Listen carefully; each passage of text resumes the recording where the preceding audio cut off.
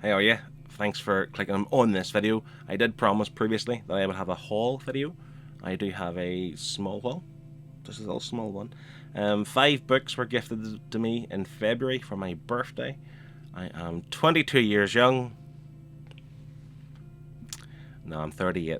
I mean, what? Why does it matter? Just leave me alone. I like alright, don't I?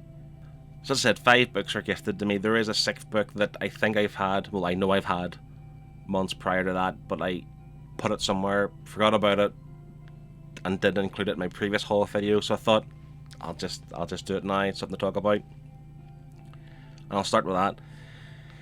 And it is Batman: Gotham by Gaslight. Brian Augustyn and Mike Mignola. And I wanted to get this purely because Mike Mignola's name is on it. I'm not sure if he'd done the art, if he's done the writing. There are some pages that kind of look like it could be Mike Mignola, but I don't think he has the full, or completed the full art on this. I could be completely wrong, but we'll find out. I believe this is one of DC's first, or one of their first ones of their Elseworld stories. This is Batman in 1800s, solving crime, steampunk Batman. Yeah, I'm gonna give it a try. I say I want to read a bit of Mike Mignola without jumping into all the other stuff. I'm not collecting library editions and all the rest of it, and this is maybe my gateway into that. And speaking of gateways, within the book sphere, the comic sphere, watching guys on YouTube, manga is massive. I think manga outsells traditional Western comic books. And I've watched a few anime shows on Netflix, maybe not the traditional Japanese anime, but Arcana, the Cyberpunk, Blue-Eyed Samurai, which is fantastic.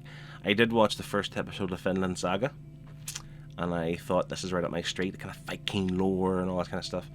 I thought, do you know what, that could be the manga for me. That could be where I dip my toe into. So I stopped watching the animated show. I thought I'll come back to it. I'll read some of the book first for a while, and I'll come back to it. I didn't. But then it came out. This came out, the deluxe version. Came out, and I put up my birthday wish list, and here we are. This collects 3, I believe, of the traditional smaller anime books or manga books. Book 1 by Makoto Yukimura.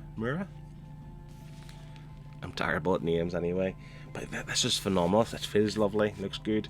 The art, and I flick through it, it looks fantastic. And I'll just read this little description, which I thought sounds epic.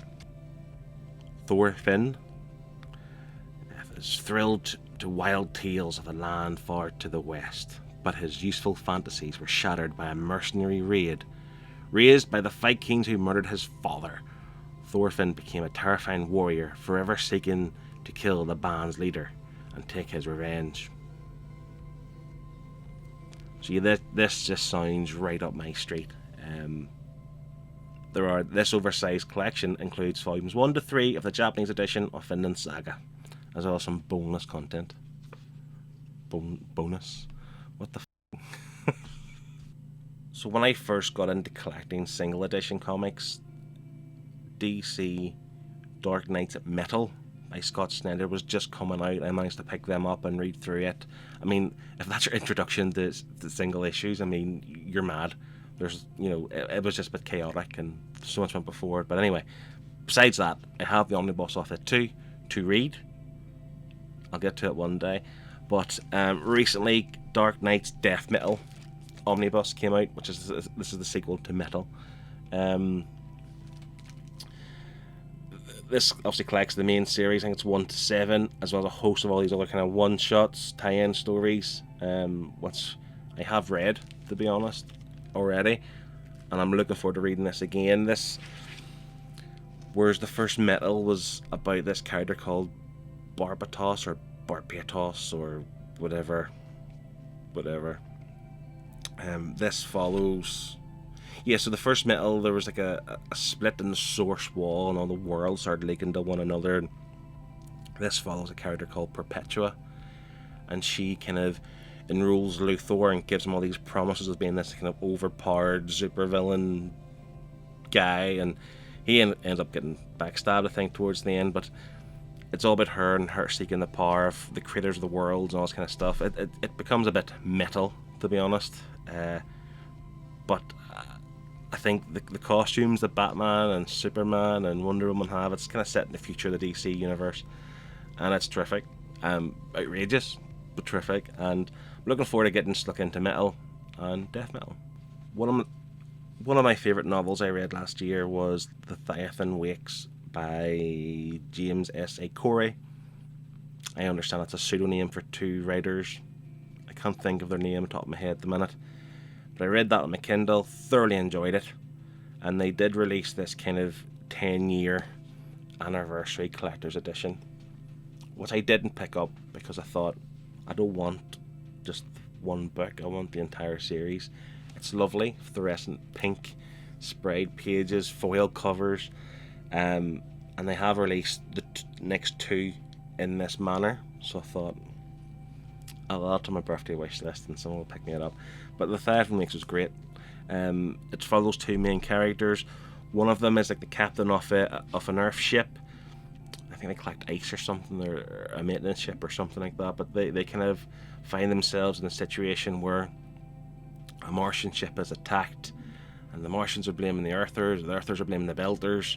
We live in the far future, by the way, where they all live on belts and around Saturn or something, and I'm terribly explaining this, but essentially civil war breaks out, and you can't trust one another, and you've got another character, Miller, who's a detective, and he's been employed to find a missing girl, and you kind of, without giving anything away, you find she's kind of indirectly involved in the drama. She kind of works for she's part of the revolution, the freedom fighters, or if you want to call it that, but she's not missing, so he's obviously employed to go and find her, and it follows these two characters throughout. But listen, it's fantastic.